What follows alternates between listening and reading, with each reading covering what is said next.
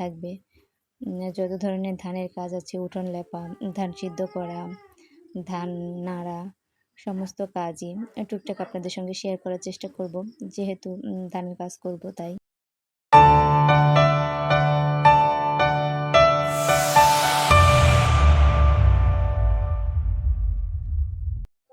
আলহামদুলিল্লাহ আমাদের বাড়িতে ধানের কাজ শুরু হয়ে গেছে। এই কাজ দীর্ঘ 15 দিন ব্যাপী চলতে থাকবে। আসলে ধানের সময় গ্রামের বাড়িতে যখন ধান আসে তখন না মনের মধ্যে ভীষণ আনন্দ লাগে। ধান কাটা, ধান সিদ্ধ করা, ধান মাড়াই করা, ধান নাড়া, সবাই মিলে একইভাবে সব বাড়িতে এই কাজটা চলতে থাকে। সবাই করে, সবার যেহেতু একসঙ্গে ধান ওঠে, এই যে মাটি দিয়ে ধানের জন্য ধানকে উদ্দেশ্য করে উঠান লেপা, ধানকে উদ্দেশ্য করে সমস্ত কাজ করা।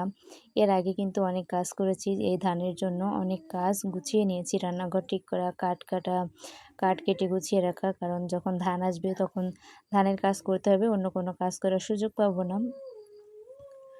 মানুষ তো বেশি না, আমি আর মা, আমরা দুজন, মানে আমার শাশুড়ি মা, আমরা দুজন মানুষ। আর সারা বছরের জন্য ধান সিদ্ধ করতে হবে মিনিমাম 20 থেকে 25 মণ। এর সঙ্গে আমার বড় আপা, মানে আমার বড় ননদ, তার জন্য কিছু ধান সিদ্ধ করে দিতে হবে। সে যেহেতু একা, তাকেও 10 মণ ধানের মতো সিদ্ধ করে দিতে হবে। মোট 35 মণ ধান আমাদের সিদ্ধ করতেই হবে, লাগুক বা না লাগুক, তবে করে রেখে দিব।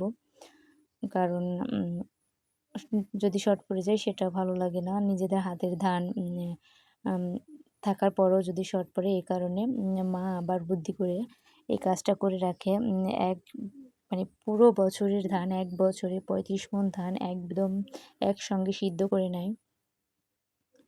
ধানগুলো মাড়াই করার পরে বস্তায় করে বাড়িতে নিয়ে, এরপরে মানে বাড়ির পরেই তো মলন দেওয়া হয়েছে, মানে মাড়াই করা হয়েছে, এরপরে সঙ্গে সঙ্গে ভিজিয়ে দেওয়া হয়েছে ভাসি, মানে তাই ভাসি, কোলা, আপনারা যে যার আঞ্চলিক ভাষায় যেটা বলেন কোলা, আমাদের মাগুরার ভাষাতে বলে কোলা, ফরিদপুরের ভাষাতে বলে তাই, ভাসি, এগুলো বলে।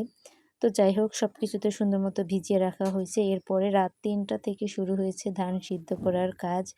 রাত 3টা বাজে উঠেছি, ভীষণ ঘুম পাচ্ছিল, যার কারণে একটু চা বানিয়ে নিয়েছি, কারণ চা না খাইলে সারাদিন কাজ করতে পারবো না। 5 মণ 6 মণ ধান সিদ্ধ করা, ভিজানো, ওঠানো, আবার আবার পরের দিনের জন্য আবার ভিজানো, মানে 5 মণ করে ধান সিদ্ধ করা হয়, ওই ধানগুলো দেরি করে রেখে আবার 5 মণ ধান ভিজানো হয়। তো প্রতিদিনই চলতে থাকে, 5-6 দিন মতো এই ধানটা সিদ্ধ করা হবে। তো ধান সিদ্ধ করা, তারপরে হচ্ছে আবার সেই ধান, এখানে দেখতে পাচ্ছেন আমি এবং মা দুজনে মিলে ধান নাড়তেছি। দুজনে মিলে 5-6 মণ ধান নাড়া অনেক কষ্ট, আর প্রচুর পরিমাণে রোদ, যেহেতু বছরে একবারই রোদ্দুরের কাজ করি, সেই ক্ষেত্রে অনেকটা কষ্ট হয়ে যায়, অনেক খারাপও লাগে। তবে যখন অভ্যাস হয়ে যায় তখন আর থাকে না। প্রথম 2-4 দিন কষ্ট লাগে, ওই 2-4 দিন কষ্ট করতে করতে শেষ হয়ে যায়, থাকে না। তবে যদি সবসময় থাকতো, আমার মনে হয় সেটা ভালো হতো। কাজের মধ্যে থাকলে শরীর, মন, স্বাস্থ্য সবই ভালো থাকে, খাওয়াও ভালো থাকে।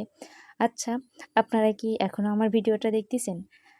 যদি দেখে থাকেন প্লিজ একটা লাইক দিতে ভুলবেন না। আপনাদের মূল্যবান মন্তব্য কমেন্ট বক্সে রেখে যাবেন। যারা আমার নতুন বন্ধু আছেন তারা চাইলে সাবস্ক্রাইব করে বেল বাটনের অল অপশনটা অন করে রাখতে পারেন, যাতে করে আমি নিত্য নতুন ভিডিও দিলে আপনারা সবাই আপনাদের সময় সুযোগ মতো দেখে নিতে পারেন।